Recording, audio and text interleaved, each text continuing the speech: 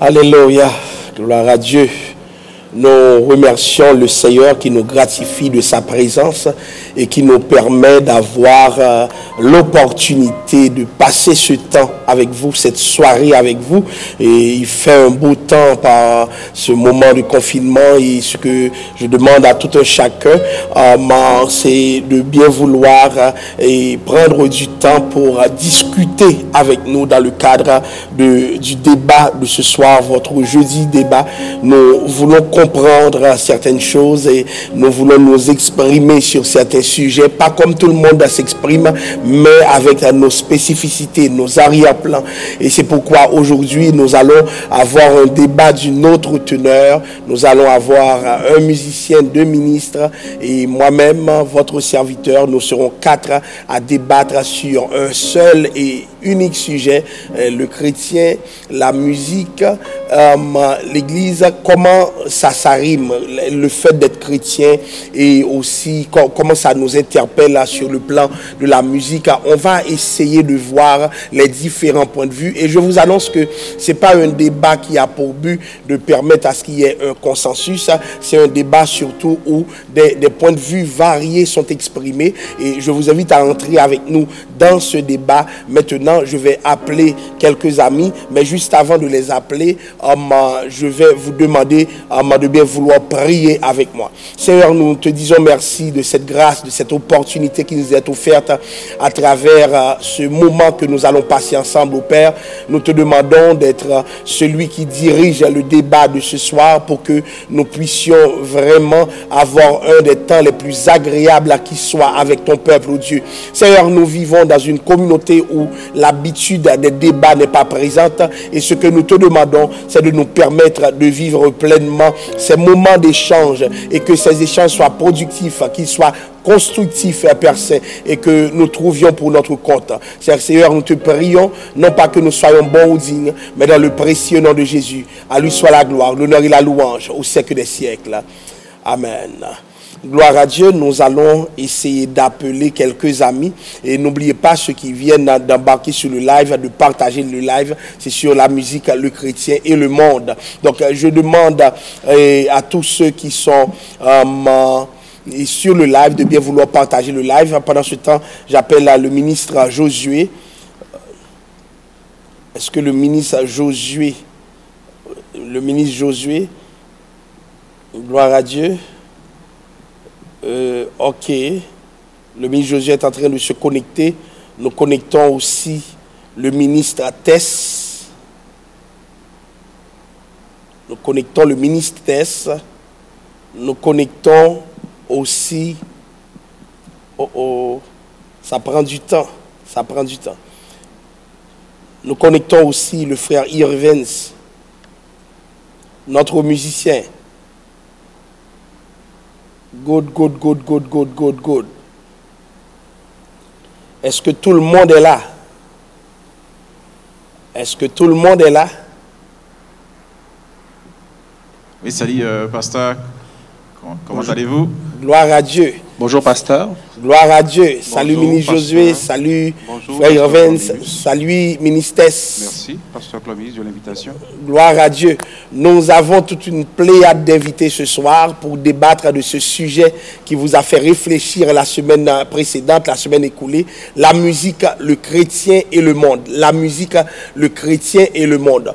Alors, messieurs, nous allons naviguer sur ce sujet qui nous pousse vers différents horizons. Donc, nous annonçons d'ores et déjà à ceux qui nous écoutent que c'est important qu'ils partagent ce live sur un sujet aussi difficile mais intéressant. La semaine dernière, nous avions eu le privilège de parler avec notre bien-aimé, le frère Irvens, qui discutait de sa vision comment dirais-je, de la musique chrétienne. Alors, je vais commencer par une question que je vais lancer comme ça. Et est-ce que le fait de reconnaître qu'il y a une musique chrétienne ne dit pas automatiquement qu'il y a une musique non chrétienne? Pourquoi parle-t-on de musique chrétienne d'après vous? Donc j'aimerais connaître l'aspect théologique de la question, mais aussi l'aspect pratique de la question. Comment vous voyez cela? Et je demande à ceux qui sont sur le live aussi, si vous avez des questions sur le sujet, le chrétien, le monde de la musique, je vous demande de nous les envoyer. Donc messieurs, la balle est lancée, à vous de la récupérer.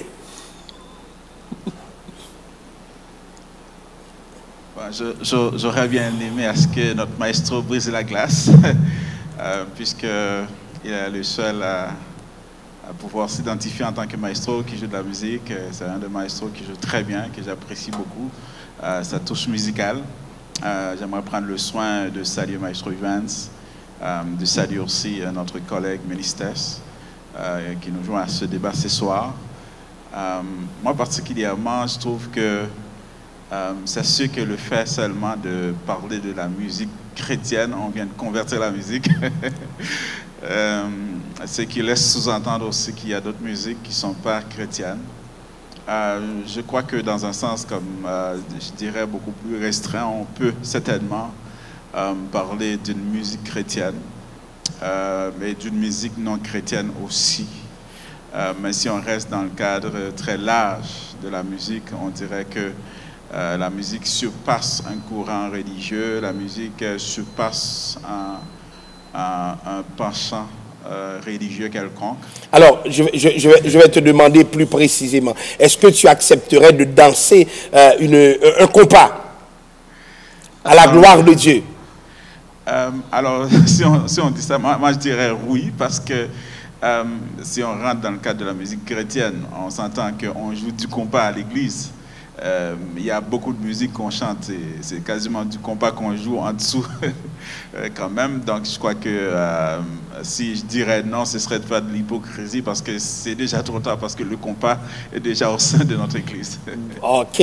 Mais ministère, je n'ai pas l'habitude de te voir danser.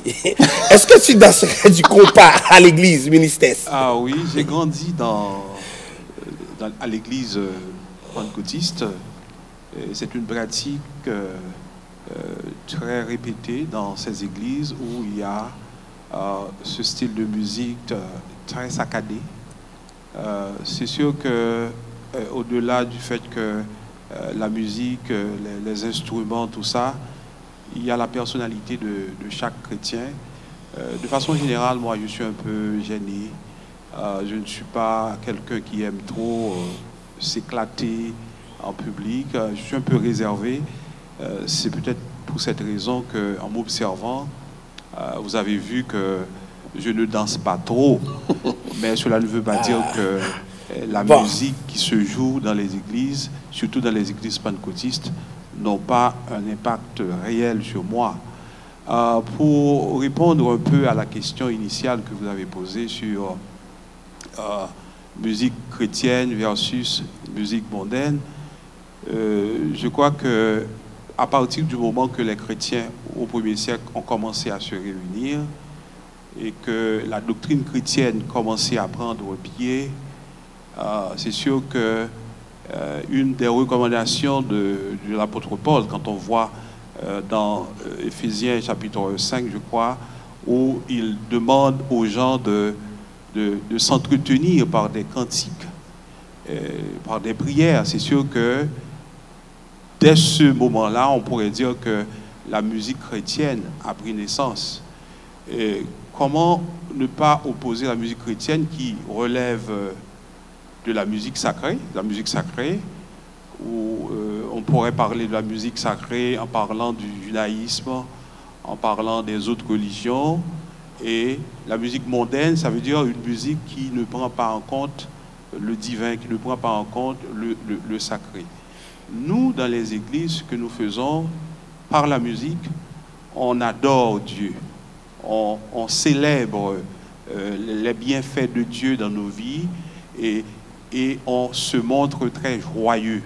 Je pense que cette joie ne signifie pas que le chrétien ne fait pas face à des difficultés. Cette joie qu'il manifeste lorsqu'il s'éclate, lorsqu'il vient aux différents cultes d'adoration, ne signifie pas qu'il ne rencontre pas des difficultés dans sa vie personnelle. Mais c'est une façon de dire à Dieu, malgré les difficultés de la vie, malgré les problèmes auxquels je fais face, je suis là pour te dire merci, pour t'adorer, en célébrant la vie et en célébrant les différents bienfaits dont on bénéficie de la part du Seigneur. OK. Bon, maintenant, sur un plan pratique, je sais que Irvin, c'est que tu es musicien. Est-ce que tu vis toi-même cette différence lorsque tu pianotes ces quelques chants-là? Est-ce que tu sens qu'il y a une différence? Est-ce qu'il y a quelque chose qui te dit que la musique est chrétienne, la musique n'est pas chrétienne? Parce que souvent, c'est des débats que les gens ne font pas. Mais toi, sur le plan de la musicologie, et le fait que tu sois derrière ton clavier pour justement donner du son là et faire chanter le peuple, comment ça se présente pour toi? Ben, merci, pasteur. Moi, de mon point de vue, personnellement, la façon que j'entrevois la musique, c'est plus comme étant un médium. Mais lorsque j'entends une musique, par exemple, je ne pourrais pas vous dire si c'est chrétien ou pas. La seule chose que je peux vous dire, c'est si elle est bien composée, si tout est bien balancé dans la chanson. Mais on ne peut pas dire que la musique chrétienne sonne de telle façon, puis la musique mondaine sonne, par exemple, d'une autre façon. Pour moi, c'est toutes les mêmes notes. C'est-à-dire que lorsque je joue une chanson, indépendamment de quelle origine, c'est du pareil au même. Maintenant, qu'est-ce qui va me faire différencier qu'une chanson est chrétienne ou pas? Ça va maintenant plus aller vers les mots qui sont utilisés, les expressions et les jeux de mots aussi, par exemple. Et aussi, bien sûr, on a aussi un langage. Les chrétiens, on a un langage, donc aussitôt qu'on entend telle forme d'accord, telle forme d'arrangement, on sait que c'est des chrétiens. Comme, des fois, c'est comme ça que je peux définir que, telle chanson, il y a de fortes chances que ce soit créé par des chrétiens, parce que juste de par la forme de cette expression-là. Good. Donc maintenant, nous autres qui écoutons sur ce live, il y a tellement de visions par rapport à la musique. Il y a des gens qui disent que, bon, on peut parler de musique tout court, il n'y a pas une musique chrétienne, mais nous venons avec certains arrière-plans pour leur donner cette forme. Il en a qui disent que, bon, il y a une musique chrétienne, la musique sacrée et composée par des chrétiens. La semaine dernière, nous parlions de ce fameux chant, If Jesus Say Yes, Nobody Can Say No de Beyoncé, et on se demandait, mais est-ce que cette musique peut venir à l'église? Et là, c'était seulement Irvins qui était là, donc on avait le point de vue du pianiste. Je ne sais pas si tu joues d'autres sons, mais j'aimerais savoir, quelqu'un qui est dans le monde, qui n'a rien à voir avec l'évangile, qui compose un chant et qui l'amène à l'église. Et voilà que nous autres qui sommes chrétiens, nous disons que nous allons chanter ce chant. Par exemple, ce chant qui dit, je prends créole pour ceux qui m'écoutent, et quand Jésus dit non, je dis oui, personne ne peut dire non. Est-ce que, par exemple, vous vous sentirez à l'aise, messieurs? Je vais vous dire que la plupart des églises prennent ce chant et on le chante sans problème. Vous voyez, nos églises les chantent sans problème, et surtout dans les réunions de jeunesse. Jesus say yes, nobody can say no. Je ne sais pas trop chanter, mais comment vous voyez cela? Est-ce que vous êtes à l'aise avec ça? Moi, j'aimerais entendre les ministres, moi, vraiment là-dedans. Après, je dirai mon opinion. Brisez la glace, messieurs. Allez-y, messieurs. Je suis tellement content de poser la question. Qu'on le veuille ou non, il y a une forme d'influence du rythme, je dirais du rythme mondain, comme le maestro Irvins vient de le dire. Quand on parle de musique, on parle de notes.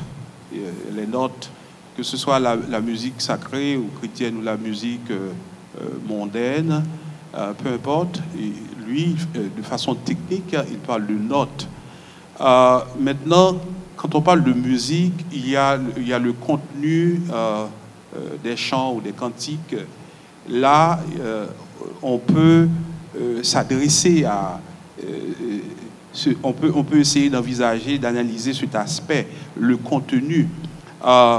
C'est sûr que, comme chrétien, on est porté de façon naturelle, à travers nos chants, à vouer à Dieu un culte d'adoration, à lui dire merci pour ce qu'il a fait, etc., etc. Il y a le texte. Donc, c'est sûr que si c'est le contenu, le texte fait référence à des choses qui ne correspondent pas à ma foi, c'est sûr que personnellement, je vais hésiter à le chanter, à me l'approprier. Bien sûr, il y a cette pratique aussi dans les églises haïtiennes, dans beaucoup d'églises haïtiennes, je ne dirais pas dans les églises haïtiennes, dans certaines églises haïtiennes, où souvent les gens vont répéter des paroles sans se questionner sur le contenu. Mais soyons spécifiques par rapport à ça.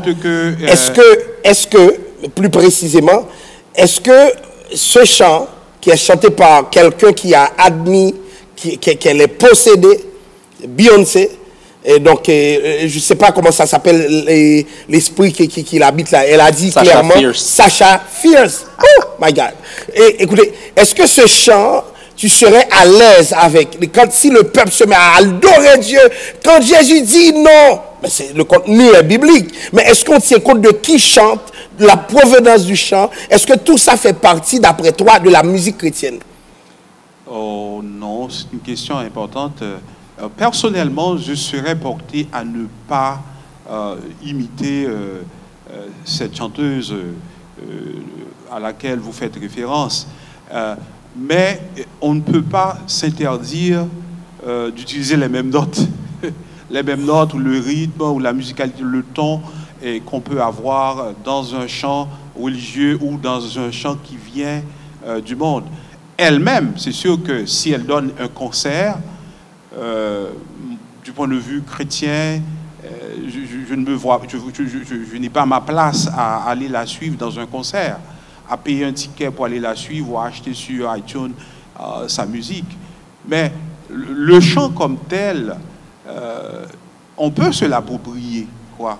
Parce que si elle, quand elle avait créé ce chant, Jésus pour elle n'était pas ce Jésus que nous adorons, le ressuscité. Et voilà. Pour moi, quand je dis Jésus, il n'y a pas un autre. Parce qu'il faut voir le mot, elle peut dire Jésus, peut-être pour aller attirer une plus grande foule, ou peut-être dans sa jeunesse, quand elle était enfant, elle avait une influence dans une église, mais après, elle a subi une chute, ou elle a fait une dérive au niveau doctrinal. Mais tu es à l'aise concrètement avec ce chant? Moi je ne dirais personnellement, pas à l'aise comme tel, mais le contenu. Il y a un gêne quelque part. Confesse. Il y a un gêne quelque part. Donc, j'aimerais savoir, Josué, toi qui es dirigeant, qui as l'habitude de diriger un service, est-ce que secrètement chez toi, tu n'as jamais adoré avec ce chant? Ben, personnellement, ça ne m'est pas encore arrivé et je ne l'ai pas encore chanté. Mais moi, j'ai un petit questionnement là, dans ma tête. J'ai un petit questionnement dans ma tête. C'est qu'est-ce qui fait d'un chant un chant chrétien? Est-ce que ce sont les paroles? Est-ce que c'est le rythme musical? Moi, je suis d'avis avec Evans pour dire que au niveau de touche, au niveau d'accord, il y a une forme de neutralité qui se dégage. Parce que, sincèrement, laisse-moi vous dire une chose. Moi, j'ai déjà entendu un chant, je crois que c'était un chant italien, mais pourtant, on a chanté ce chant-là on a chanté un autre chant dans le chant d'espérance avec la même mélodie.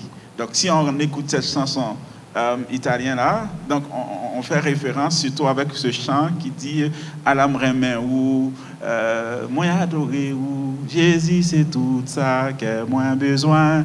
Donc, le rythme en soi, ce n'est pas la mélodie en soi, c'est la mélodie d'une chanson païenne italienne. Ça n'a rien à voir avec la chrétienté.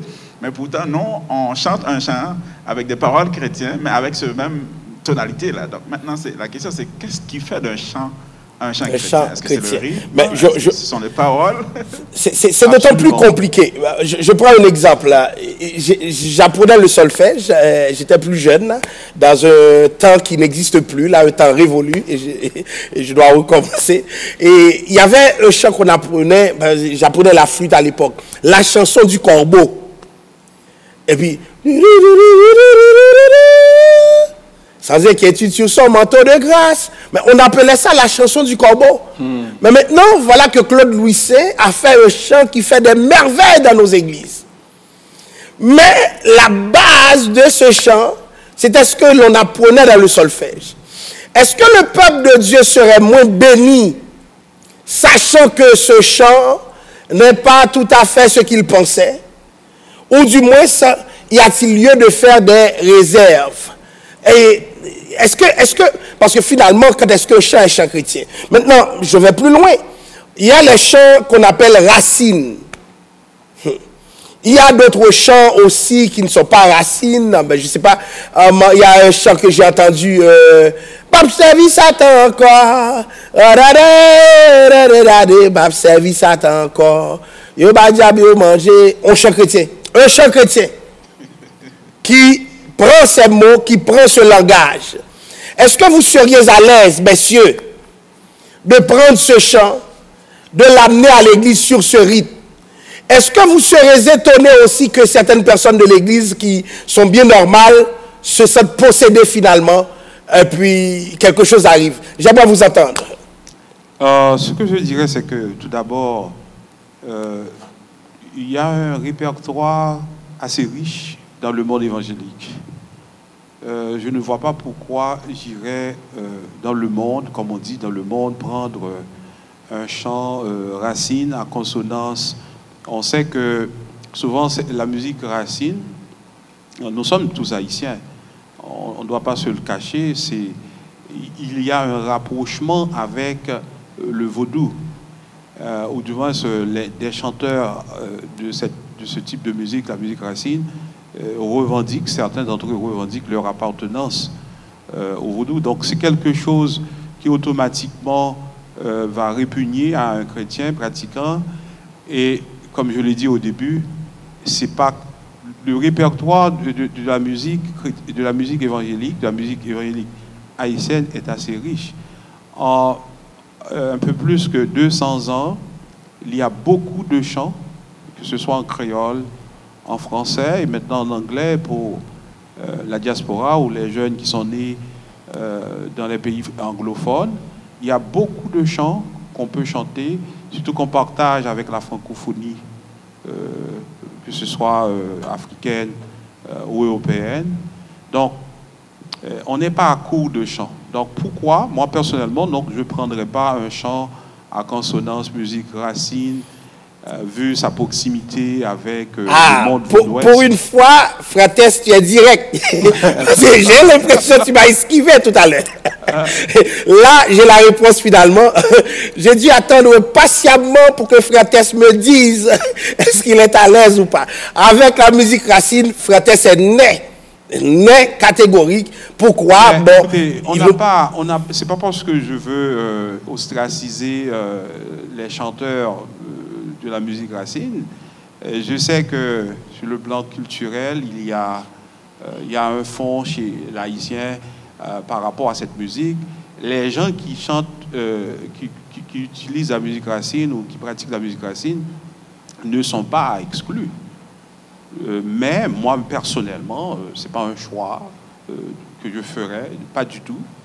Pas du tout. Donc, à ceux qui nous écoutent ici, qui viennent d'embarquer sur le live, je vous demande de partager le live.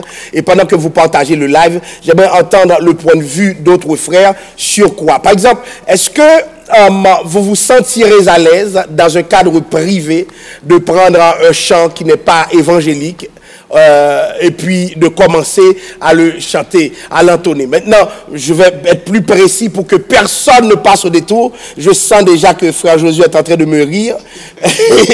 Donc, si tu souhaites passer à côté, tu ne pourras pas. Je te l'avertis. Est-ce que c'est possible, hein, frère Evans, que dans un cadre privé, tu te dises que tu vas écouter une autre musique, cette musique n'est pas chrétienne, et puis tu vas te sentir à l'aise avec? Oui, je le veux. Non, non. Oui, je le veux. Oui. On n'est pas en train de te marier, mon frère. Linda est chez elle. Avec toi, bien entendu. Mais laisse Linda tranquille. Ce n'est pas un vœu de mariage à nouveau qu'on fait. Mais personnellement, je ne sais pas si la question était plus par rapport à Josué. Est-ce que tu veux répondre ou... Ok. Ben, moi, je pense que tout le monde a ce temps de répondre. Mais moi, personnellement, c'est quelque chose qui est très complexe. Tu vois, moi, j'aime ça dire ça, là.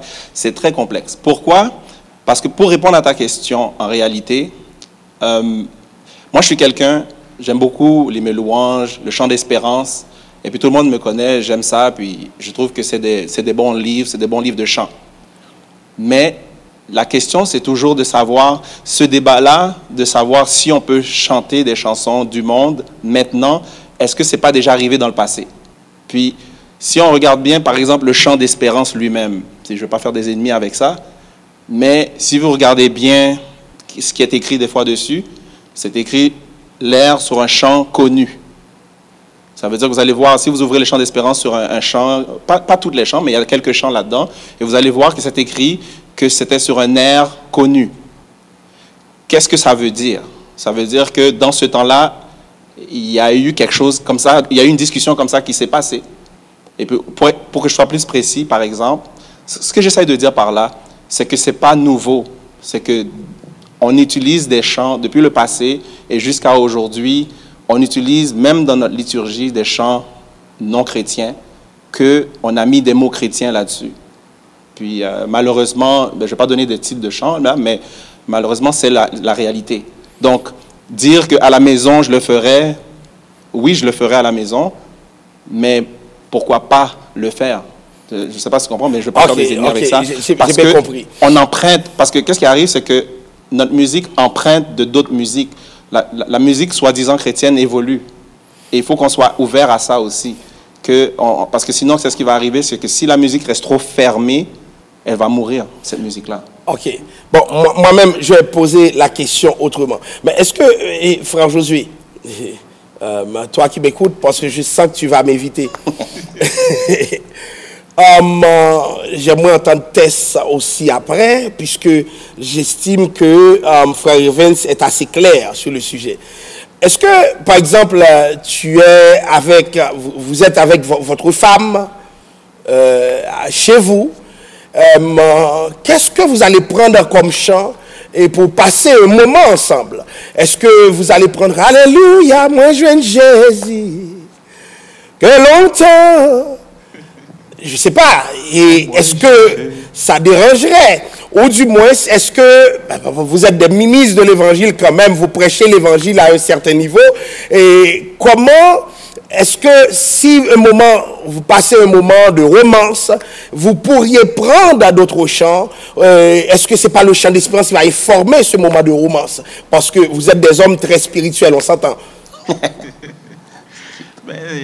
Alors, on va pas faire des hypocrites. Je n'ai pas l'intention d'éviter la question non plus.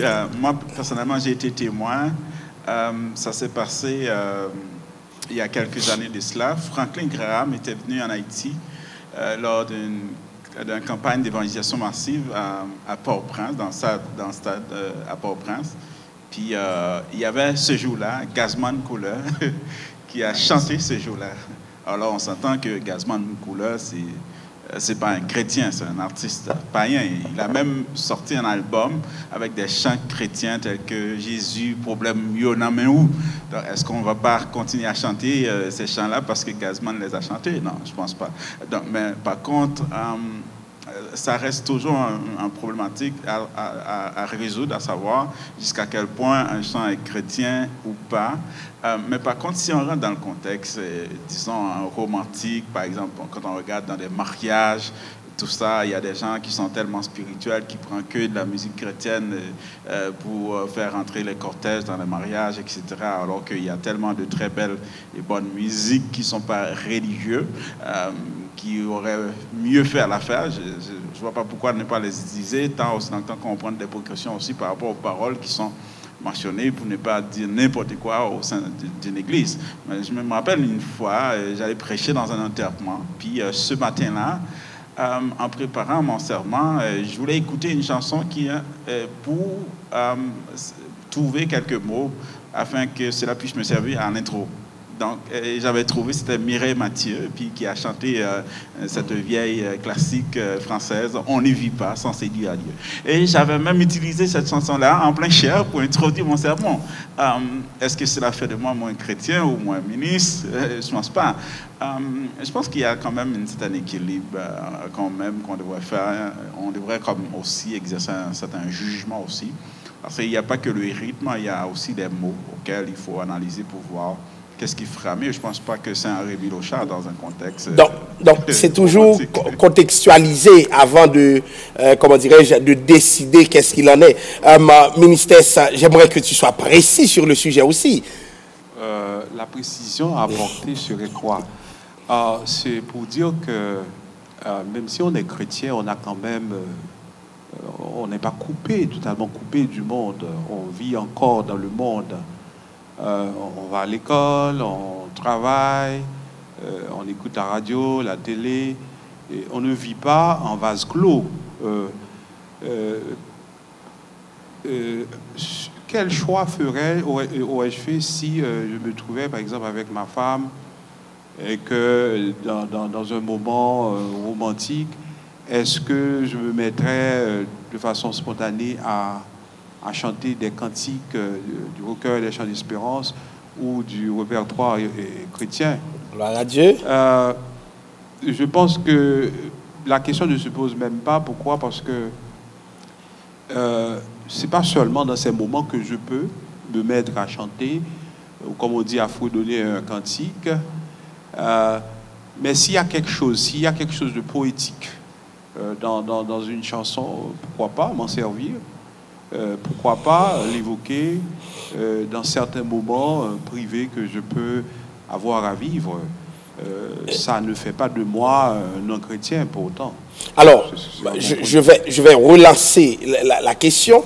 Je suis d'accord maintenant avec cette précision. Messieurs, j'ai entendu un prédicateur dire que lorsqu'une musique n'élève pas Dieu, elle élève quelque chose d'autre. Et si une musique élève quelque chose d'autre qui n'est pas Dieu, nous devons faire attention avec cette musique parce qu'elle peut, elle élève un principe mondain, un principe qui peut déranger.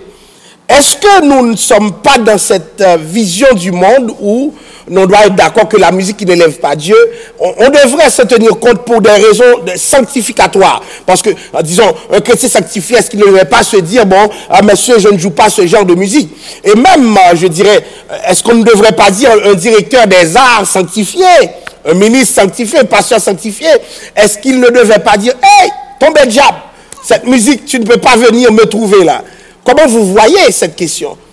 Il y a une pédagogie à instaurer dans le milieu évangélique.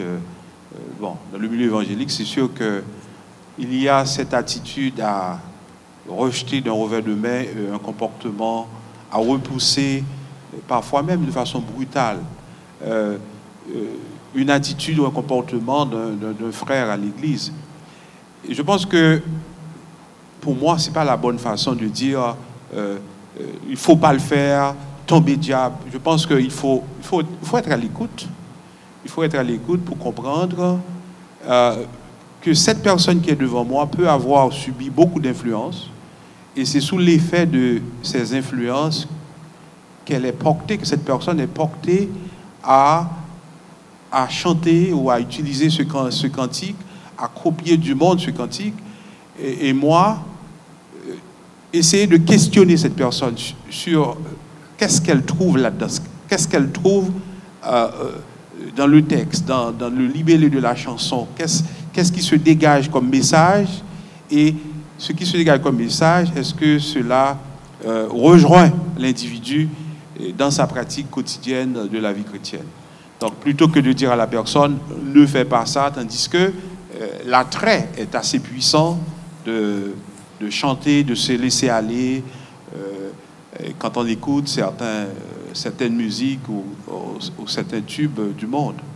Donc je pense qu'au niveau de la pédagogie, au niveau de nos églises, les dirigeants, nous avons une grande tâche à faire, à pratiquer. On a beaucoup de choses à corriger. Si on a un objectif précis, il faut prendre les moyens pour l'atteindre. Et je pense qu'en bousculant les gens, on ne va rien régler comme problème. Okay. Le problème ne sera réglé de cette façon. Maintenant, je vais lancer une autre question. Ok, mais pasteur, avant de lancer l'autre question... Cette vision dualiste. C'est quoi la vision dualiste? Oui, cette vision dualiste de voir, disons, les paroles de la musique. Par exemple, quand un prédicateur dirait que si une musique n'élève pas Dieu, il élève quelqu'un d'autre. Alors, ce genre de lunettes-là qu'on utilise pour faire la lecture musicale, souvent on l'utilise aussi dans Cantique des Cantiques, par exemple. On va interpréter Cantique des Cantiques comme si ce n'était pas quelque chose de romantique, c'est quelque chose, un rapport à l'éternel, alors que loin de là, c'était du vrai romantisme, de la sexualité qui se dégage dans Cantique des Cantiques. Je ne crois pas que ce serait vraiment sage de dresser comme cette ligne comme ça, là, si ce n'est pas chrétien. Donc on le jette ou si ce n'est pas selon notre point de vue de la chrétienté, ce n'est pas correct. Mais je pense que la vie n'est pas toujours faite en ligne droite, c'est le chemin de la vie. Donc il y a parfois des zones grises donc, auxquelles il va falloir quand même avoir un bon jugement, un bon sens d'équilibre aussi, en quelque sorte. Parce qu'il y a plein de chants aussi qu'on chante dans l'église avec des mots prétendument religieux. Mais quand on les analyse vraiment, pasteur, ce sont des chants qui ne correspondent pas vraiment à notre position doctrinale. Bon, pendant que tu dis cela, je ne sais pas si vous connaissez ce chant. Ma paix vive pour la gloire, pour me satisfaire désir. Est-ce que vous ne trouvez pas que certains chants qui se disent chrétiens sont trop romantiques, alors qu'on parle de Dieu? Est-ce que ces chants ne sont pas trop romancés? Est-ce que vous ne voyez pas que ces chants pouvaient être transportés dans n'importe quel endroit? C'est comme... Papi, moi besoin. Comment vous voyez ça? J'aimerais avoir votre avis là-dessus. Est-ce que certains chants n'ont pas apporté trop de piment, c'est trop romancé? Tu pourrais prendre carrément, comment dirais-je, je ne trouve plus les mots. Oui, alors pasteur, je ne vais pas trop monopoliser le dialogue, un peu, mais, notre débat, mais c'est juste pour vous dire que je crois qu'il y a quand même une vision théologique qui permet cela. Par exemple, si on regarde vraiment le culte catholique en tant que tel, c'est un culte qui tourne souvent autour du Dieu le Père. Dieu le Père, il est beaucoup plus comme au cœur du culte catholique. C'est la raison pour laquelle on va voir aussi cette tendance très respectueuse, très silencieux, très révérencieux, normalement parce que c'est un culte qui tourne autour du Dieu le Père. Alors que nous, en tant que pentecôtistes, généralement, notre culte tourne autour du Saint-Esprit, autour de Jésus-Christ, notre Sauveur, notre frère. Donc cela dégage une autre dimension de relation. Et c'est la raison pour laquelle ces genres de cantiques-là sont allés vers cette direction-là. Et parfois, ça perd aussi le sens du fait que, oui, c'est Dieu-là qu'on est en train de s'approcher en la personne de Jésus-Christ. Il mérite aussi d'être approché avec crainte, avec respect, avec révérence aussi. Donc, c'est pas juste comme mon chum, là, comme disent les Québécois. OK. J'aimerais entendre Irvin sur cette question-là. Ces musiques, vous les trouvez trop romancées? Papi, moins besoin. Est-ce que ça pourrait pas t'arriver pour dire, Linda, j'ai besoin de toi? Non, mais c'est sûr que... Parce que qu'est-ce qu'il faut qu'on comprenne? Puis moi, je pense que des fois, c'est quelque chose qui est négligé. C'est que nous, en tant que chrétiens, on peut avoir des émotions. Puis, donc, des fois, on a peur d'exprimer ces émotions-là. Puis, moi, dans la musique, on est appelé à composer, on est appelé à créer des choses. Et ce qu'il faut qu'on réalise, c'est que chacun a un message à l'intérieur et doit le laisser sortir. Alors, pourquoi je dis ça? C'est parce qu'un chrétien peut tomber en amour. Si maintenant, par exemple, un chrétien est en amour, il pourrait composer une chanson d'amour. C'est pas, l'un n'exclut pas l'autre. C'est pas parce qu'il est chrétien que toutes les chansons qu'il doit faire, c'est Dieu qui doit être là, Dieu qui doit être là. Oui, Dieu... à la base, Dieu c'est comme le système, c'est la base des choses, mais la personne peut exprimer son amour, donc il peut exprimer ces désirs-là parce qu'il est chrétien justement. Et parce qu'il est chrétien, la façon qu'il choisit de l'exprimer fait du sens et ne va pas dénigrer l'autre personne et va amener un bon message. Mais en même temps, quand je parle spécifiquement et les chants que tu amènes pour l'Église, pour que l'Église chante. Est-ce que c'est normal qu'un chant, comment dirais-je,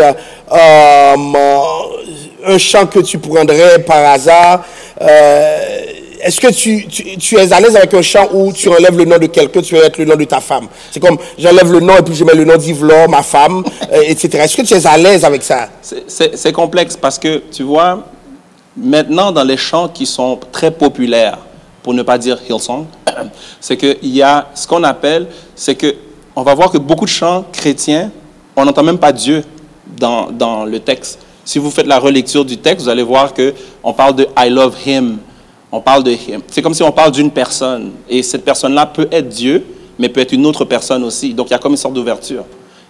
Et donc, c'est pour ça que vous allez voir beaucoup de chansons, là, que même on chante les chœurs, il y a beaucoup de chœurs qu'on chante, ça c'est un autre débat, là, mais il y a beaucoup de chœurs qu'on va chanter, et Dieu n'est même pas mentionné dans ces chansons-là. Et ces chansons-là... Par exemple, ça, tu es à l'aise avec? Est-ce que si je suis à l'aise avec? Quand j'adore avec un chant, et puis Dieu n'est pas dans le chant, j'aimerais entendre les ministres aussi là-dessus. Oui, ce que j'aimerais dire là-dessus, tout à l'heure, Pasteur Clomis, vous avez parlé de certains chants ou certains cantiques dans les églises qui seraient trop proches non seulement des chants mondains, mais si on enlevait Jésus ou on mettait le nom d'une femme, par exemple, Donc c'est un peu trop osé. Donc, moi ce que je dirais là-dessus, c'est que il ne faut jamais oublier que nous sommes des êtres humains. OK? On a des besoins comme les gens du monde, ils éprouvent les mêmes besoins que nous. Pourquoi dans les églises, il n'y a pas des compositeurs qui auraient, par exemple, dédié une partie de leur œuvre à créer des chants pour les jeunes, des chants d'amour tout court? Pourquoi pas? Alors, on a un répertoire très riche, mais je pense qu'il faudrait varier ce répertoire. Par exemple, on a des mariages maintenant. Le mariage, c'est un moment très festif. Personne ne va convaincre les mariés ou les invités, les gens qui les convivent dans un mariage, de se mettre à chanter des cantiques qui les transportent dans des moments d'adoration. Mais on pourrait créer, il y a beaucoup de musiciens très talentueux, que ce soit ici à Montréal, aux États-Unis, en Haïti, il y en a plein. Mais attention. Pourquoi dans les communautés, on ne crée pas attention. des chants, on sait, ça c'est un chant d'amour. Attention, qu'est-ce que tu fais de ce chant? Qu'est-ce que tu fais de ce chant? Et il y a quelqu'un qui vient de le mentionner tout à l'heure là sur le live. Ce chant qui dit « Moi veux vivre violente, moment d'amour avec vous ». Comment tu vois ce chant dans tes imaginations? Ça est-ce que c'est un chant de... C'est bien cet exemple, parce que chaque fois qu'on chante cette chanson, et je pense que c'est comme sur deux dimensions. Il y a des gens qui voient ça, ils adorent Dieu, et ont l'autre moment d'amour avec vous, ou ce ou là, c'est Jésus, c'est Dieu, peu importe, mais ça pourrait être n'importe qui. L'ont touché, n'a montré ça. Oui, et pourquoi pas? Pourquoi pas? Donc c'est dans ce sens que j'ai dit que on devrait dédier des chants spécifiques au domaine de l'amour, au domaine romantique. Dans les églises, il y a beaucoup d'écrivains, je pense, il y a des écrivains, même si il y a des compositeurs. Pourquoi pas de façon intentionnelle, c'est pas de façon accidentelle, comme cet exemple que vous venez de prendre. Oui, on pourrait l'associer, un homme qui dirait ça à sa femme, un fiancé à sa fiancée et vice-versa. Mais on devrait avoir des chants. On sait que dans un mariage, dans un fiançage, oui, on va chanter ce chant. C'est un chant, on le revendique, on l'assume comme un chant à caractère romantique. On l'assume, peu importe, par rapport à la parole de Dieu, il n'y a rien de mauvais. Josué vient de citer le Cantique des Cantiques, mais Salomon, dans toute sa sagesse, il n'avait pas peur d'écrire pour sa dulcinée, pour sa bien-aimée. Moi, jeune poète, j'écrivais beaucoup de poèmes. Pourquoi ne pas l'assumer? Et ça mettrait, je pense que c'est quelque chose qui aurait... tu écrivais ces poèmes pour qui? Tu écrivais ces poèmes pour qui, Fratès? Donne-nous un exemple. Pour qui tu écrivais ces poèmes? Ma fiancée. Ah, oui. Je pense qu'on va l'inviter, un de ces quatre, pour lui demander. Est-ce que tu peux lui donner un extrait? Elle est trop réservée. Elle est trop réservée. Elle est trop réservée. Peut-être qu'elle ne voudrait pas en parler. Bon, et on va prendre le micro. C'est quelque chose, Pasteur Clomis, ce qu'on devrait assumer dans la communauté, qu'il y a des mariages, il y a des fêtes, il y a des jeunes, il y a des jeunes qui... il y a des sorties. Et on fait semblant. Je pense qu'il faut arrêter de faire semblant que ces choses n'existent pas parmi nous. Ok, bon, puisque tu y viens. Dans le répertoire mondain pour alimenter musicalement ces activités qu'on organise entre nous. Puisque tu y viens, que fait-on des mariages? Moi-même, personnellement, généralement, je suis la bête noire de mes fidèles. Pourquoi? J'ai remarqué que quand il fait 11 heures, oui, tout le monde est mon ami. Mais à partir de minuit, il y a toujours quelqu'un qui vient me demander, pasteur, quand est-ce que tu laisses? Quand est-ce que tu laisses? Oh, pasteur, tu n'es pas encore parti? Et ta femme t'attend? Bon, parce que je ne suis pas déplacé avec ma femme. Ah, mais elle ne t'a pas encore appelé. Moi, je n'avais pas compris. Je n'avais pas compris. Je me suis dit, les gens sont tellement soucieux. Et puis je me lève. Mais une fois je me suis levé, et puis j'ai oublié quelque chose à l'intérieur. Et tu retournes. Et puis en revenant, on dirait même pas 5 minutes. C'était plus la même salle. C'était plus les mêmes chants. Qu'est-ce qui s'est passé? Je ne comprends pas. C'est plus une salle normale, mais c'est comme c'est devenu carrément un bal.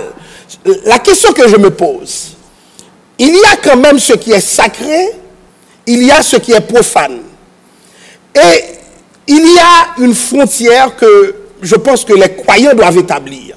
Est-ce que nous pouvons dire que, parce que nous écrivons des poésies, parce que nous parlons à notre femme de manière romancée, je disais à ma femme moi-même, je lui disais, mais c'est pas en disant Alléluia que j'ai mes enfants, je ne lui ai pas dit ça. Mais maintenant, est-ce qu'il n'y a pas une ligne entre sacré et profane? Est-ce que c'est normal, messieurs, que les mariages soient transformés ainsi? Donc, j'aimerais entendre d'autres points de vue et puis que nous avancions vite sur la question parce que j'ai d'autres questions que les gens posent sur la ligne que nous aimerions apporter. Moi, personnellement, pasteur, je crois que cela révèle aussi notre hypocrisie face à la musique que nous appelons la musique païenne. Mon Dieu, tu t'en vas vers la même direction que le frère Tess, qui est appuyé sur le live. Non, parce que il y a quand même certains chrétiens, on va faire ça une petite parenthèse, hein, qui, par exemple, si on prend Alabanza dans le passé, ils ont quand même fait un effort là-dessus. Si on prend, ils ont joué, bon Dieu levé, bien décidé. Cap chante chant, cap dit merci papa pour une femme comme ça. Donc au moins ils dépassent leur temps dans cette composition-là. Au moins ils ont composé pas seulement pour Dieu, mais en remerciant Dieu aussi pour la femme qu'il a créée. Je crois que quand même cette notion de mariage, quand on regarde ici en Amérique du Nord, comme à partir de 11h, minuit, puis du bon compas qui se passe, etc., c'est quand même de la bonne musique quand on parle de la musique en termes des accords et tout, etc. Les gens qui sont des passionnés de la musique vont certainement aimer beaucoup le rythme, les accompagnements, les solos aussi qui font les guitaristes. Parfois, c'est vraiment extraordinaire. Maintenant, il y a la notion de paroles aussi qui vont se dégager. Par exemple, on s'entend en Haïti, on a cette icône-là, je parle d'icône entre guillemets, là, des sottises qu'on peut appeler Michel Matéli. Lui, il joue du compas, mais en même temps, il dénigre les femmes, il dit n'importe quoi dans ses paroles. On ne fait pas de politique, c'est juste une parenthèse. Donc, il y a des gens qui aiment ça. Mais cependant, je crois que il n'est pas l'exemple parfait de la musique compas en tant que tel. Il y a quand même d'autres groupes qui chantent du compas, qui fait éloge de la femme, c'est une belle créature que Dieu a créée, qui fait éloge de l'être humain, de l'amour, etc. Donc je crois que quand même, il faut quand même arrêter cette hypocrisie de dire que on ne chante pas de musique païenne, on n'utilise pas les musiques païennes, etc. Je pense que l'idéal, ce serait d'être franche avec nous-mêmes et d'être capable de juger ensemble, de juger les paroles, de juger ces auteurs-là, de juger la musique en tant que telle et de faire des choix sensés, honnêtes. Mon Dieu. Et puis, qui en même temps, qui dérangent pas vraiment la foi chrétienne. Et qu'est-ce que t'en dis, frère Jovens? C'est quoi ton point de vue dans ça? Est-ce que ce n'est pas important d'établir des frontières? Parce que jusque-là, on a évité ma question dans le cadre des mariages. Frère José, je t'ai compris. Je t'ai compris. Je vais te demander comment tu t'es marié. Je reviens. Non, c'est sûr qu'on doit toujours avoir des limites. Et on doit toujours essayer de se mettre des limites. Mais le problème avec les limites, c'est que le monde aime ça les tester et le monde aussi aime ça les dépasser aussi. Ça veut dire que vous voyez, dans un mariage, depuis que le pasteur est parti et les lumières sont tamisées, c'est l'école la limite. C'est le pasteur la limite. Oui, c'est le pasteur la limite. Ça veut dire que... Mais c'est... Tu sais, dans un mariage, dans une réception, c'est qu'il faut qu'on arrive à créer des atmosphères, des espaces qui permettent aux chrétiens de se défouler. Comprenez? Puis c'est ça. Eh bien, est-ce que quand je loue Dieu à l'église, le Seigneur mes louanges, le Seigneur mes louanges, je ne me défoule pas? Bien, c'est parce que, on va pas se le cacher, il y a beaucoup de personnes qui sont trop conscients d'eux-mêmes. Et, tu vois, c'est que à l'église, lorsqu'on dit justement cette chanson-là, par exemple, elle chante, c'est que les personnes vont danser, mais ils vont se regarder danser et tout. Mais si on pouvait tamiser les lumières, c'est là que le monde va se laisser aller. C'est parce que on a comme une sorte de pathologie, de démonstration. Tu comprends? C'est que lorsque quelqu'un est dans une réception de mariage et on tamise les lumières, c'est là que la personne se laisse aller. Et il ne voudrait pas que le pasteur soit là pour l'empêcher de se laisser aller. C'est juste ça. Mais où est-ce qu'il s'en va comme ça? Laisser aller où? Moi, je veux que les fidèles restent. Hein? Il y a quelqu'un qui dit 3-4 heures dans la salle, ça l'ennuie. Mais qu'est-ce qui est ennuyant? Si c'est ennuyant, on met une musique divine, qui est gros, de voix des frères. Qu'est-ce que vous pensez? Toujours unis entre eux? Mais c'est pas plate, ça. Qu'est-ce que vous en pensez? Ce que j'aimerais dire un mot là-dessus, c'est que il y a un phénomène, je dirais, je ne sais pas parce que je n'ai pas fait d'enquête là-dessus, peut-être nord-américain ou peut-être canadien ou peut-être même montréalais, et la façon dont les mariages se déroulent. J'avais participé à des mariages, moi-même je suis marié en Haïti, j'avais participé à des mariages en Haïti, aux États-Unis, mais à Montréal, je vois que ça se passe autrement. Il y a cet aspect très, très festif. C'est une fête. C'est une célébration. OK? Donc, on ne peut pas évacuer cette dimension-là. Il faut en tenir compte. Donc, les gens viennent pour se défouler aussi. Alors, on ne peut pas s'attendre... Un mariage, ce n'est pas un service d'adoration. Okay? Mais on peut se défouler chrétiennement. Ce n'est pas un service d'adoration. Mais on peut se défouler chrétiennement. Ce à quoi j'ai assisté toujours dans les mariages, c'était surtout des chants évangéliques. S'il y avait d'autres chants, des chants évangéliques joués sur un rythme, comme on dit, du compas, etc. C'est ce à quoi j'ai assisté personnellement. Et moi, je ne restais pas toute la soirée, effectivement, comme vous, Pasteur Chloméus.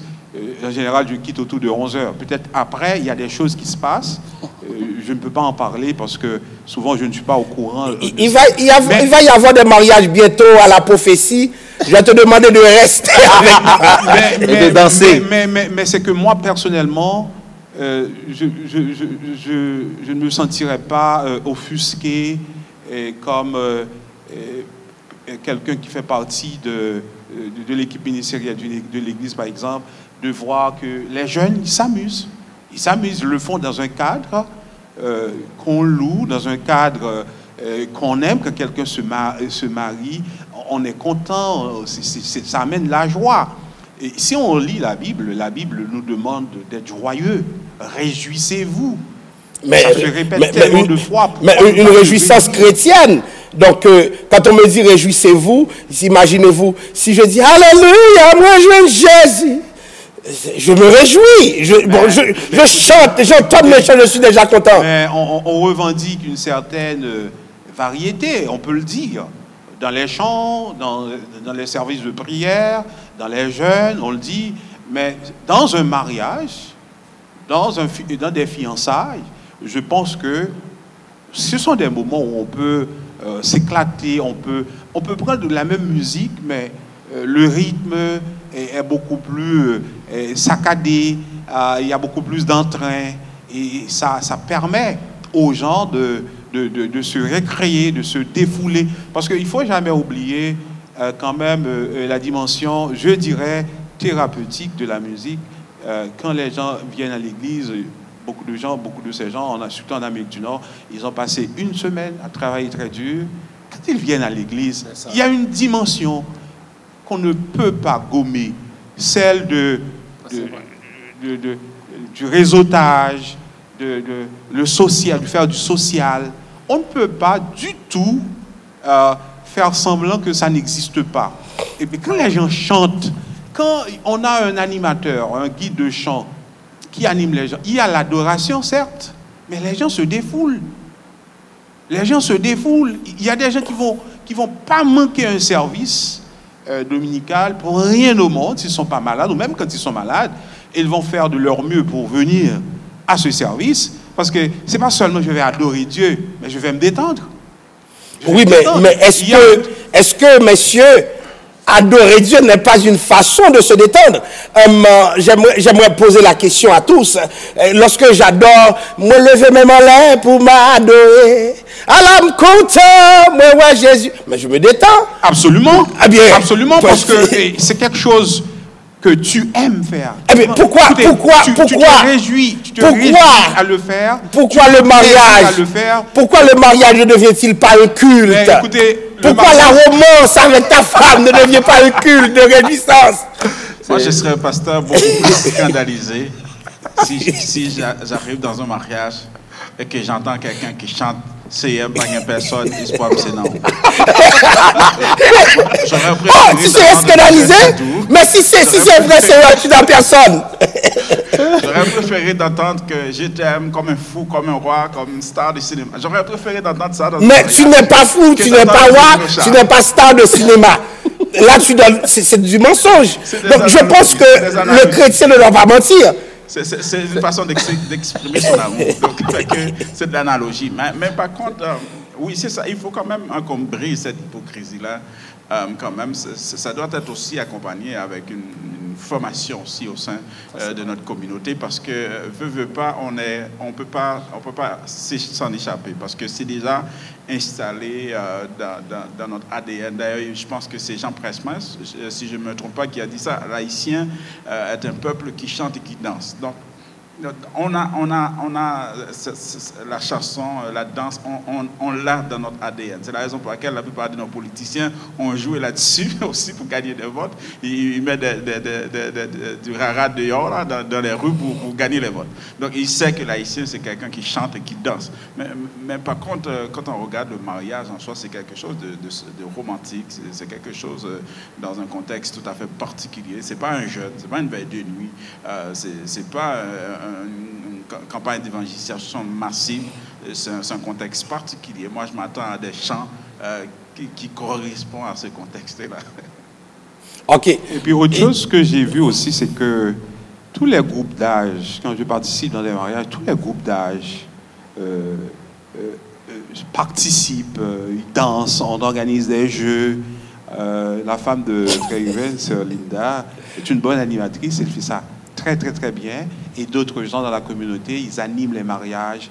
Donc, on fait des jeux, on chante, etc. Les gens essayent de s'éclater. Ce sont des moments jouissifs où on le fait de façon très saine, je crois. On n'a pas à se reprocher de participer à un mariage, de chanter joyeusement, de participer à cette fête. Cette dimension-là, il faut vraiment tenir compte. J'ai une question pour toi, pasteur. J'aimerais que ce soit moi qui pose la question. Okay? Oui, il faudrait qu'on vous pose la question aussi. Hein? C'est une on aimerait avoir aussi votre point de vue. Ben oui, exactement. Alléluia. Est-ce qu'on peut 36 créoles? Dans mon mariage, j'ai senti que je devais chanter Dieu Tout-Puissant, car mon cœur considère, Yves Laure créé par ton pouvoir. Oui, c'est quoi la question? Est-ce qu'au moins tu as chanté un bon 36 créoles dans ton mariage?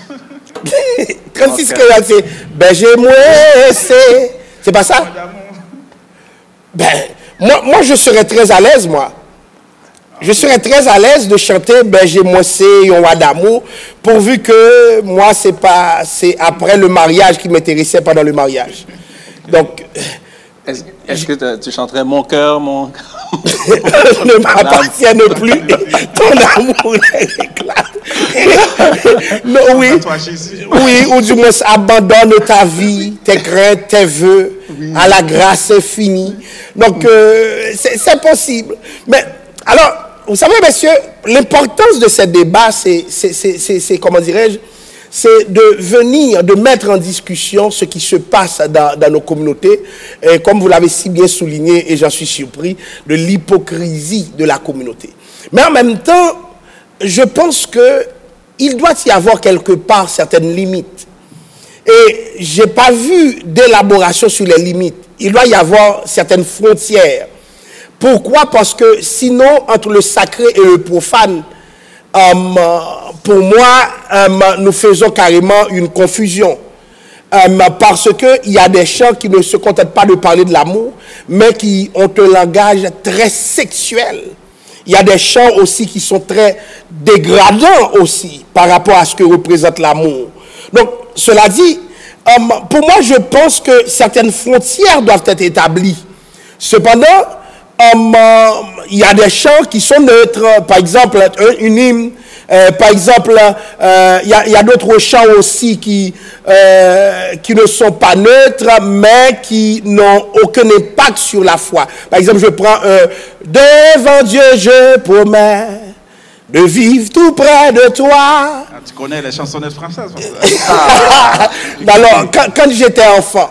Mais maintenant, et que je suis grand, ça ne se fait plus maintenant. Alors, je ne prends plus ces genres de chants, mais j'estime quand même c'est des débats qu'il faut oser mener. Il y a une conception qui fait du spirituel, c'est, comment dirais-je, celui qui est spirituel, il ne sait rien qui se passe dehors. Et ce que je sais, c'est que on doit être sanctifié et vivre pleinement son évangile. Mais est-ce que la sanctification fait en sorte que je ne sais pas ce qui se passe autre chose que l'évangile lui-même? Je ne sais pas comment vous vivez cela par rapport à la musique. Je ne t'ai pas entendu sur ce point. Mais c'est que la sanctification, c'est être mise à part pour le service, bien sûr, mais c'est que la sanctification n'est pas une excuse pour jouer à l'autruche et de ne pas voir les autres styles et de ne pas voir qu'est-ce qui se passe à l'extérieur. C'est que oui, mais c'est parce que ça revient aussi à avoir une bonne base. C'est parce que le problème aussi, c'est que les chrétiens, maintenant, il faut qu'on solidifie nos bases pour qu'on puisse être bien ancrés, pour pouvoir aborder ces autres styles de musique, cette autre réalité-là. C'est ce manque, je pense, qu'il y a. Parce que si maintenant, on savait qu'est-ce qu'on avait comme potentiel, comme on avait comme ressources qu'on avait, on n'irait pas regarder à l'extérieur. Parce que souvent, à l'extérieur, c'est comme des musiques fast-food, des musiques micro-ondes. Tandis que ce que nous, on a, c'est qu'on a un contenu et on ne l'exploite pas assez, malheureusement. C'est pour ça. Donc, être sanctifié, oui. Être mis à part, oui, c'est très bon. Puis c'est ça ce qu'on veut. Mais aussi, il faut qu'un chrétien aussi puisse être à l'aise d'écouter d'autres styles de musique aussi. Et ce n'est pas pour changer de religion, mais c'est qu'il faut qu'il y ait cette maturité de pouvoir écouter une autre musique et d'apprécier cette autre musique-là aussi. Puis c'est ça qui arrive, parce que comme on l'a dit aujourd'hui, il y a beaucoup d'hypocrisie, il y a beaucoup de façons... On met des masques. On est fort dans la communauté de mettre des masques. Mais enlevant ces masques-là, et puis si tu vois qu'il y a une musique que tu aimes, elle est belle, on peut apprécier une musique qui n'est pas soi-disant chrétienne. Et moi, je pense qu'aller faire la chasse à la sorcière pour dire qui a écrit cette musique-là, qui a écrit telle musique, qui a écrit ça. Moi, je pense que, est-ce que la musique, elle est bonne? Est-ce que les valeurs que la musique véhicule sont presque la mienne? Oui, eh bien, alors on peut l'écouter. Il y a quelque chose à ajouter, c'est que, oui, à l'Église, on pourrait définir un cadre dans lequel, par exemple, les mariages pourraient s'organiser. Il y a l'aspect rituel, religieux, il y a la réception, l'aspect beaucoup plus festif, mais il n'y a pas de débat là-dessus pour dire comment on devrait l'organiser. C'est que chacun vient, il fait à sa tête, fait comme il veut, etc., etc. Oui, je peux me mettre dans une posture pour critiquer. Ah, il ne faudrait pas chanter ce chant, il faudrait avoir une posture d'adoration. Oui, mais est-ce qu'un cadre a été défini? Est-ce que lorsque on rencontre comme ministre célébrant, est-ce que j'avais dit aux mariés, aux futurs mariés, comment le mariage sera célébré, et la réception? Est-ce que quel DJ sera là, etc. Donc ce sont des questions qu'on peut aborder avec les gens, les fiancés lorsqu'ils se présentent pour aller se marier. C'est pas pareil. C'est pas en restant dans la salle comme Tonton Macoute, comme un dictateur. Les gens ont peur de moi. Si je suis là, ils vont essayer de ne pas chanter. Non, mais avant, je pense que c'est en amont qu'il faudrait aborder le problème, définir un cadre au niveau de la jeunesse, au niveau des jeunes, des églises, se définir un plan pour la célébration des mariages, comment ça va se passer et quel chant, donner des conseils, encadrer les gens, leur faire des suggestions très pratiques, comme vous l'avez dit, pour que les gens ne déraillent pas, pour qu'il n'y ait pas de dérive. Mais le problème, ça veut dire quoi dérailler? Ça veut dire quoi dérailler? Parce que jusqu'à présent... Mais vous l'avez dit à plusieurs reprises, si vous assistez à un mariage et que les gens commencent à soit chanter des musiques mondaines, etc., à se défouler de façon excessive, etc., etc. Donc, si, comme Église, on voudrait éviter ces genres de choses, je pense que ça prend un encadrement plus formel, de concert avec les futurs mariés pour leur dire, pour leur donner des conseils, un encadrement. Je pense que s'ils sont d'accord, ils vont faire le choix des DJ, le cadre, les activités autour du mariage. Je pense qu'un conseil de l'Église serait nettement intéressant à donner à ces gens. C'est très intéressant. Est-ce que vous seriez ouvert à ce que nous assoyions ensemble et que nous présentions à notre jeunesse, à nos futurs mariés, un cadre pour, comment dirais-je, vivre les prochaines activités en lien avec le mariage? À ce qu'il paraît, Frère Tess, tu es en train de bien passer sur le live. Les gens t'appuient, les gens disent même, mais ils te croyaient plus conservateur. Mais pour ceux qui n'ont pas entendu, c'est un poète qui parle. Hein? Ah ouais. Il a l'avantage, il fait la poésie. Mais je vais le mettre dans une salle exactement où ça se fait, je vais voir. Mais j'aimerais ça entendre un poème de notre frère Tess. Si vous oui, mais frère Tess, tu connais tes poèmes par cœur. Un extrait. Bénis-nous. Oui. Ça viendra. Hein? Je vais le faire. Oui, c'est ça. Donc, encadrer. Je pense que l'encadrement est important. Parce que c'est pas du tout organisé. C'est vraiment pas organisé.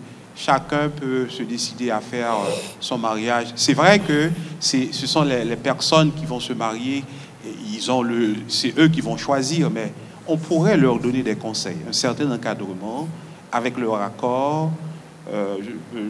Et pourquoi pas, pendant qu'on y est, je sais qu'il y a dans la communauté montréalaise, par exemple, des gens qui organisent des mariages.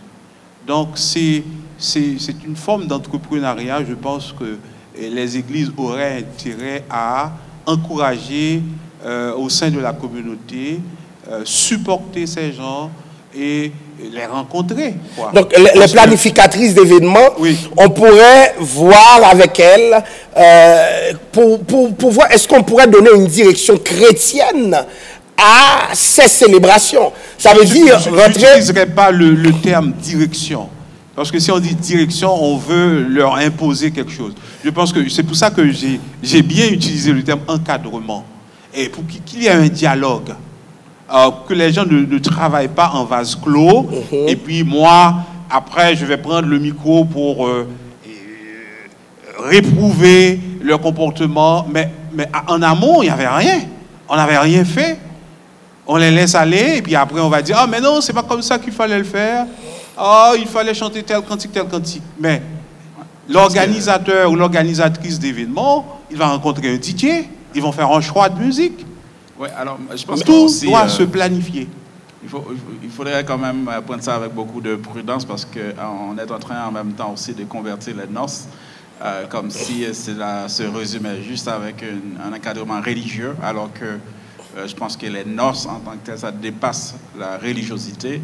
Et puis en même temps aussi, on s'entend, il y a un méchant problème aussi de la sexualité dans notre communauté parce qu'on est en train de diaboliser le sexe au point qu'on ne veut même pas en parler, au point que le fait même d'en parler, comme on a de la difficulté de faire la différence entre le sexe et les sottises, au point que si on est dans... Je me rappelle une fois, je prêchais, et puis c'était dans un mariage, puis j'évoquais un thème et un rapport à la sexualité, mais il y a certaines personnes qui se sentaient scandalisées. Alors moi, je n'étais pas dans un culte dimanche matin, ni dans un culte de jeunes, j'étais dans un mariage, en train de prêcher.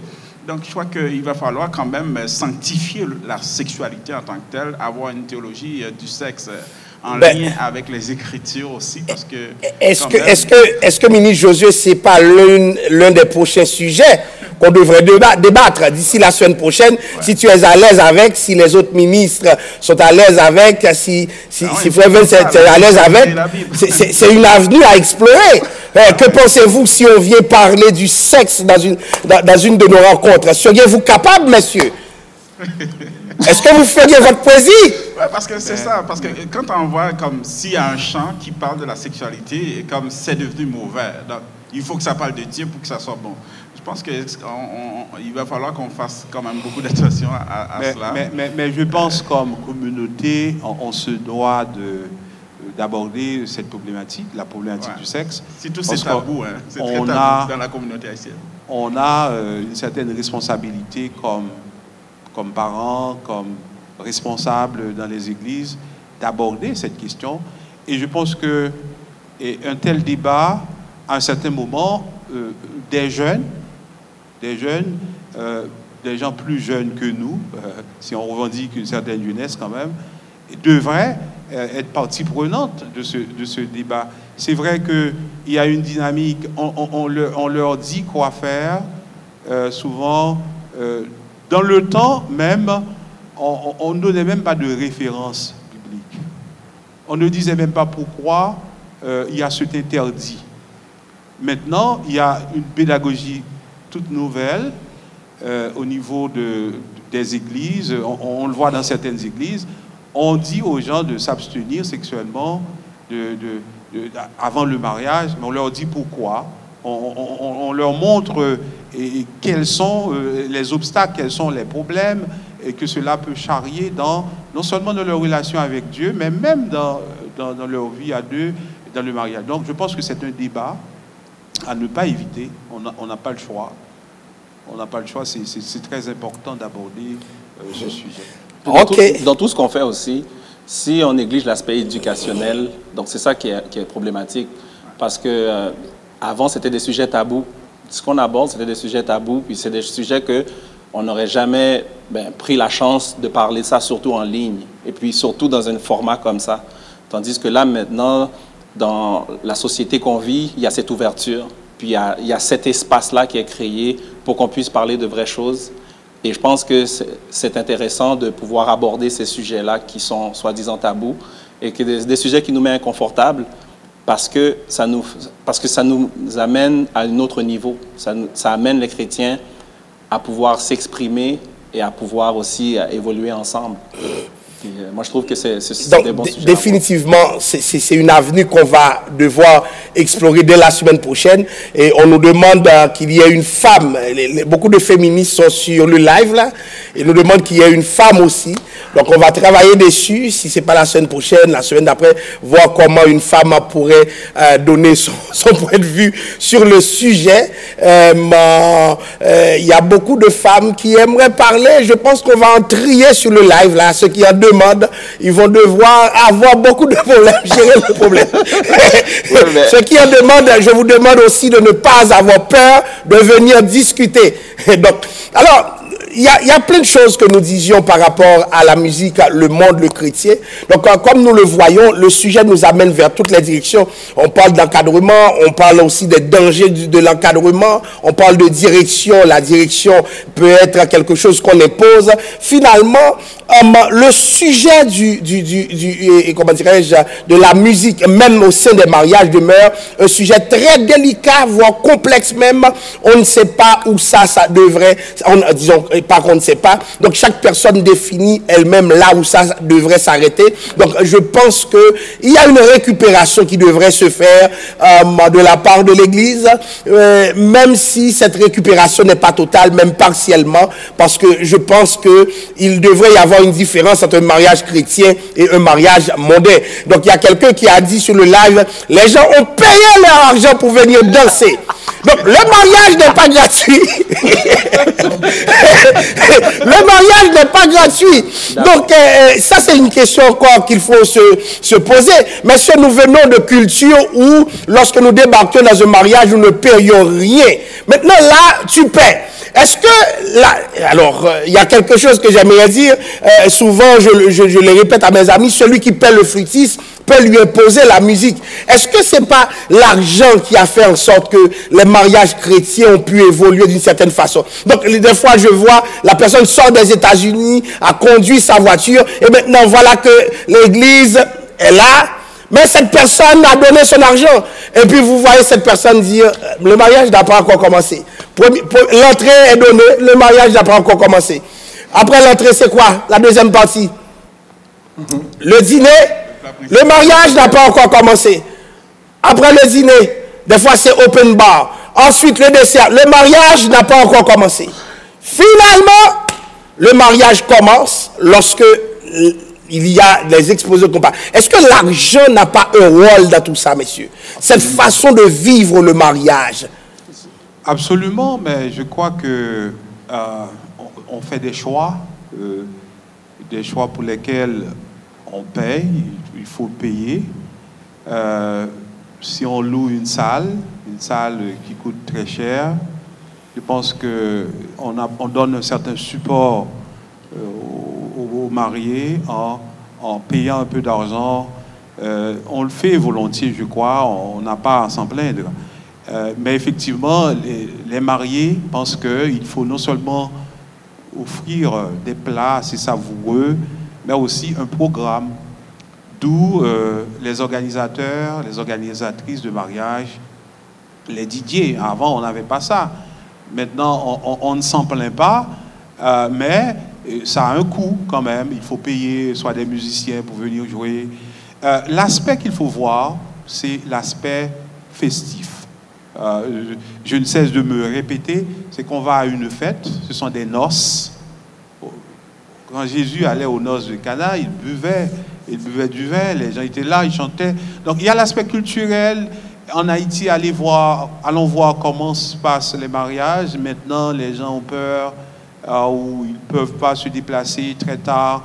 Et il y a certains aspects qu'on évacue. Mais ici, en Amérique du Nord, on a une forme de sécurité. Les gens peuvent sortir minuit, 1h du matin pour rentrer chez eux paisiblement. Donc, et le lendemain, souvent c'est samedi soir, le lendemain, ils viennent à l'église. Donc, il y a beaucoup d'aspects à voir. Mais malheureusement, c'est vrai, on parle du mariage, mais il n'y a pas vraiment beaucoup de mariages. Et ça, c'est une problématique à laquelle on fait face. On ne peut pas du tout... on parle du mariage, certes, mais on souhaite, comme souvent on prie pour qu'il y ait beaucoup plus de mariages, et trouver des moyens, trouver des modalités d'instaurer, de négocier, j'aime plutôt dire, de négocier une forme d'encadrement du mariage pour que ça se passe bien, qu'on se sente bien, tout en étant des chrétiens sanctifiés, ok? Mais quand on va fêter aussi. C'est ça mon point de vue. Ok. Mais si on retourne dans l'aspect chant, normalement par rapport au sujet, je crois aussi que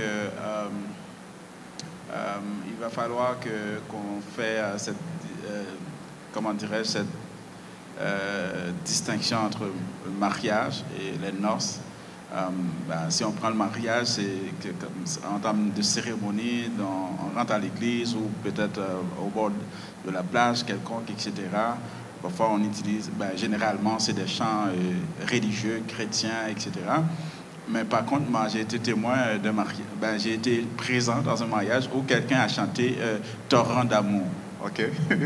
En plus c'était en solo avec son fils. En plein mariage, Torrent d'amour. C'est un chant, moi je ne m'attendais pas à ça parce que c'est un chant que j'écoute souvent dans un enterrement, mais c'était rendu... Dans un enterrement? Mais c'était bon dans le mariage, Torrent d'amour. Il y a de l'amour dans le mariage. Ouais, mais je crois à ton sacrifice, Jésus, agneau de Dieu, donc ça parle de l'amour. Donc tu ne veux pas l'amour de Dieu dans le mariage? Mais Mais pas la mort sacrificielle là, de Jésus-Christ dans un mariage. Les was. Ouais. Alors, il y a quelqu'un qui se dit, mais s'il entend dans un mariage, quelqu'un chante Jésus quasi cercueil là, mais le cercueil du célibat, ça pourrait faire du sens. Alors, chers amis, nous étions en train de débattre du chrétien, du monde et de la musique, et nous essayons de voir est-ce qu'il y a un juste milieu. Donc, nous voyons que les propos ici sont très convergents, étonnamment sur le sujet, mais nous avons essayé aussi de voir comment est-ce que le chrétien peut se positionner à travers ces choses. Il y a quelqu'un qui a dit est-ce qu'on peut faire un bal chrétien? Donc moi, je ne suis pas là-dedans du tout. Donc je pense qu'on parle d'une extrême. Il doit y avoir quand même des limites. Il doit y avoir des limites. Ça ne veut pas dire qu'on cesse d'être chrétien au regard de ces limites, mais ça veut dire que certaines choses ne peuvent pas se passer comme si nous étions des mondains. Nous avons une identité et des gens nous regardent. Et surtout le texte de Paul qui dit « Tout m'est permis ». Mais tout n'est pas utile. Il y a quand même une éthique chrétienne. Il y a des choses qui peuvent ne pas être péché. Mais à cause de l'environnement dans lequel nous évoluons, à cause du monde qui nous regarde, nous devons nous en limiter. Ça s'appelle la sagesse du chrétien, l'éthique chrétienne. Et je pense que c'est très important par rapport à ce sujet. Donc nous avons un peu navigué sur le sujet et nous avons entendu plusieurs aspects. Nous allons demander tour à tour à chacun de nous donner leur dernier mot sur le sujet. Alors, nous commençons par Irvine. Qu'est-ce que tu penses de ce sujet globalement? Qu'est-ce que tu peux amener comme mot de conclusion sur le sujet? C'est sûr que, de mon point de vue, on n'a pas vraiment parlé de ça aussi, mais c'est qu'un chrétien est appelé à adorer. Et l'adoration, indépendamment de la musique autour de soi, ça vient de soi-même. Donc, ce que le chrétien doit faire, c'est que le chrétien doit vraiment continuer à s'immerser dans la parole et d'être toujours un disciple de Christ, c'est sûr. Mais aussi, le chrétien vit dans un monde qui est physique aussi et il ne doit pas se cacher derrière sa croyance pour ne pas être un humain. Parce qu'on est tous des humains, mais ce n'est pas une excuse, mais on est tous des humains et on vit dans une société. Et on doit pouvoir rentrer dans cette société-là et d'avoir rapport aussi. Ça veut dire que si maintenant on essaye de se cacher et puis de dire, ben, tu sais quoi, je reste dans ma religion, je ferme les yeux, puis je reste concentré sur moi, on ne va pas durer très longtemps. Il faut que le chrétien puisse justement avoir cette sagesse de pouvoir écouter autre chose, de pouvoir communiquer avec des personnes qui écoutent d'autres styles de musique. Et aussi, ça va nous aider. Ça va nous aider à être des meilleurs chrétiens, selon moi, à être confiants et à avoir rapport. Que lorsqu'on va parler avec quelqu'un, on sait de quoi on parle aussi. Parce que beaucoup de fois, tous ces sujets-là, tout ce qu'on parle de maintenant, on ne parlait pas de ces choses-là avant. Et je trouve qu'il y a une ouverture qui est là et puis c'est très apprécié et que chaque personne doit prendre cette opportunité-là justement pour en parler, pour qu'on en discute. Et puis arrêtons de juger les personnes sur leur opinion, mais vraiment de juger les personnes sur leur contenu. Et puis d'être ouvert. Il faut qu'on soit des chrétiens entre nous, ouverts d'esprit aussi. Puis je pense que des débats comme ça, des ouvertures comme ça vont nous permettre de grandir en tant qu'individu, puis de grandir aussi en tant que collectivité, pour qu'on puisse arriver. On ne va pas prétendre qu'on a toutes les réponses, mais je crois, au fond de moi, qu'on est appelé à grandir. Moi, je pense qu'on est toujours appelé à grandir, à s'améliorer et à se dépasser. Et des sujets comme ça nous permettent de remettre en perspective notre réalité puisqu'on croit et aussi donc, pour qu'on puisse toujours aller de l'avant. C'est comme ça que je le vois. Good. Quelqu'un d'autre? Dernier mot sur le sujet de ce soir. D'abord, merci pour l'invitation. C'est une belle occasion qui m'a été offerte de parler de musique. Je ne suis pas du tout musicien. Je pense que sur le panel, il y a un musicien chevronné à la personne d'Irvens. Comme ministre Josué l'a dit, il y a beaucoup de tabous, il y a beaucoup d'hypocrisie. Il y a des sujets dont on ne veut pas parler, qu'on ne veut pas aborder. Je pense que c'est un espace important, c'est un espace qui est vraiment nécessaire pour débattre de toutes sortes de sujets, de toutes sortes de problématiques, de les questionner, du moins. On n'a pas apporté des réponses claires, péremptoires, tranchées, mais je pense que ça a été utile d'aborder ce sujet, de voir comment les chants, les cantiques qu'on entonne, que ce soit dans les services, à la maison ou seul. Seul, souvent, je chante. Très souvent, dans mon auto, je chante. Je peux faire un parcours, je chante plusieurs cantiques. Et je me sens bien. Je me sens bien. Et quand je le fais seul, quand je le fais à la maison, quand je le fais à l'église, je me sens bien aussi. Quand je participe à une fête, c'est comme ça, un mariage, et on chante, on est joyeux, on s'éclate, en dépit des difficultés ou des problèmes personnels qu'on peut avoir dans sa vie. Donc, je vous encourage à continuer ce genre de débat et le public à participer, à poser des questions, et on donnera les réponses dans la mesure du possible et souvent à la lumière de la parole de Dieu et de nos expériences respectives. Mais surtout, on va rester ouvert. Mais pas une ouverture pour arriver à faire des compromis, pour tomber dans la compromission avec quelque chose qui déroge, quelque chose qui ne correspond pas à nos credos, à notre foi. Merci. Gloire à Dieu. Et ministre Josué? Pour ma part, personnellement, pasteur Clormius, je crois que on va terminer avec l'idée que la seule limite qu'on a présentement, ce sont les pasteurs qui doivent quitter la salle, à 11h, afin que la fête commence. Mais par contre, ce que j'aimerais dire, c'est que ça prend plus que le mot Jésus dans un chant pour qu'un chant soit chrétien. Ça prend plus que le mot Dieu dans un chant pour qu'un chant soit divin, pour qu'un chant soit sanctifié. Ça prend plus que ça. Parce que moi, je ne peux pas en nommer présentement, mais je crois qu'il y a des chants, malgré ils ont le nom de Dieu ou de Jésus-Christ, qui sont mentionnés là-dedans. Et ce sont des chants qui ne sont pas doctrinalement parlant équilibrés ou conformes. Vraiment, je pense que il faut faire preuve de jugement dans les chants qui soient considérés comme chants chrétiens ou mondains, peu importe. Il faut les analyser les paroles, parce qu'il n'y a pas que la mélodie, il y a les paroles aussi qui font toute la différence. Il faut analyser les paroles, les mélodies, afin de s'assurer que ce n'est pas des chants dans lesquels on dit n'importe quoi, on exprime n'importe quoi, parce qu'il y a des chants, c'est des chants engagés, il y a des chants, c'est des chants qui amènent des réflexions extraordinaires. L'idéal, c'est d'avoir un bon sens de jugement, de critique, et de s'assurer que quand on chante un chant, quand on mentionne un chant, on fait appel à un chant, on s'assure que ça va avec nos valeurs en tant que chrétien, avec nos valeurs en tant que personne, etc. Gloire à Dieu. Donc, merci à tous, merci Hervens, merci Tess, merci Josué. Ça a été un plaisir pour nous de débattre de ce sujet qui nous fait comprendre qu'avant de prendre un chant, il faut regarder les contenus, regarder aussi est-ce que ces valeurs correspondent aux nôtres. Par exemple, si tu me dis laisse-moi t'aimer rien qu'une nuit, je vais te poser des questions. C'est quoi tes intentions? Donc il y a toute la valeur morale qui encadre, qui informe le chant. Est-ce que c'est conforme au nôtre, puisque ce que nous confessons est aussi très important. Cependant, le débat de ce soir a eu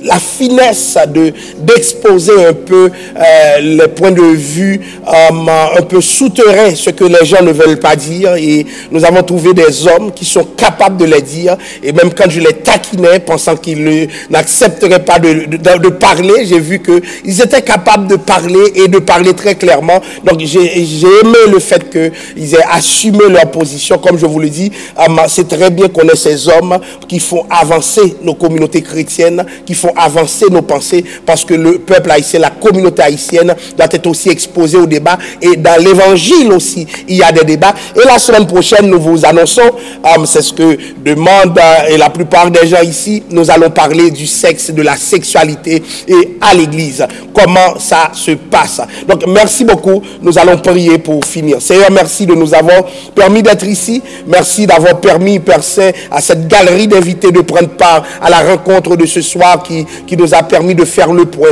sur des sujets variés, oh Dieu, sur des thèmes importants qui structurent la vie fraternelle ici à l'église.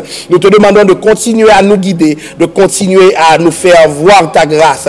Nous te prions dans le nom de Jésus. À lui la gloire, l'honneur et la louange au siècle des siècles. Amen. Merci à tous, merci à nos chers invités et que Dieu continue à vous bénir et passer une bonne semaine sous le regard du Tout-Puissant. Au revoir et à très bientôt. Bye.